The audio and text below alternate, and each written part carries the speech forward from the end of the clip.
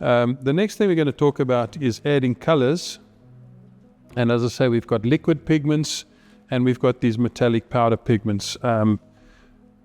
Today, let's choose a metallic, let's say sapphire. Sapphire is a very popular choice, nice blue color.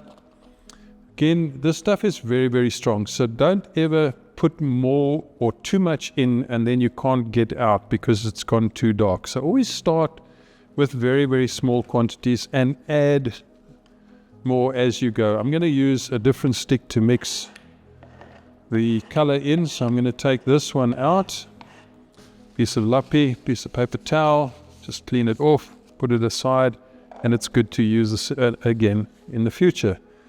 I've only got a small amount here, so obviously this is going to take very little. I'm just going to take a little bit on the end of my sucker stick, drop it into the middle, and stir it in.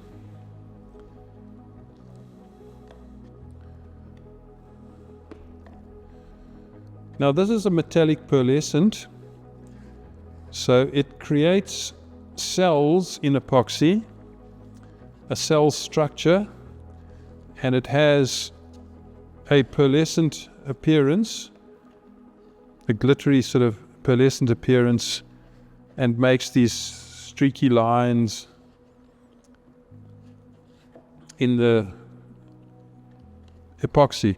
Now this is almost, well, it's got to the point that I can see my hand through here, so if I don't want to do that, I can add more of this to get a deeper color. I can also mix these colors if I need to.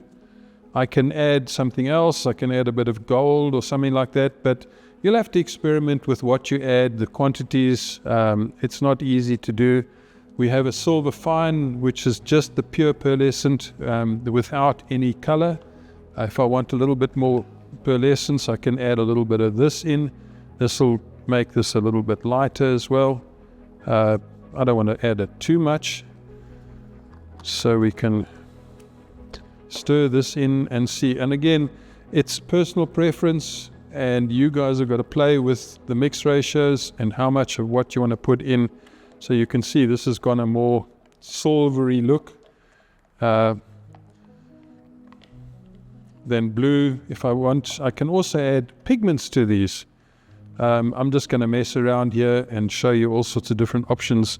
And the more you play, the more you will experiment and the more you'll like what you see. Let's take a blue and add a little bit of blue to this. This is a liquid pigment, a tiny little bit, just maybe a half a drop. If I can get half a drop. Let's just see if I can get half a drop in here. Here we go. And that'll add a bit more blue into the mix. Now it's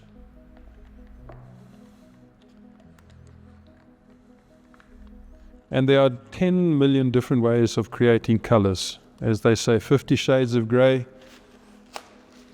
There's 10 million different ways of creating colors.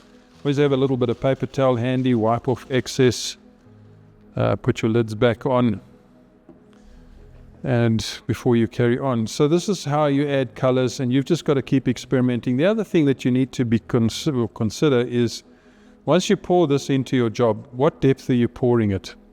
Is it going to be double this thickness or half this thickness?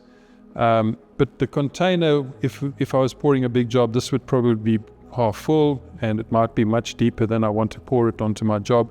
So I need to put it into a container of some sorts that I can see what the color would be at the depth that you're going to pour it into your job. So if you're going to pour it 30 millimeters, which is what this is, I can see more or less what the color will be once it's in the job. If it was a much deeper container, I'd take a secondary container and pour this out into a secondary container up to the 30 millimeters and then check the color is what I want. That's how varied this job of coloring is. There's no written rules about how much you use or don't use. It's personal choices and experimentation.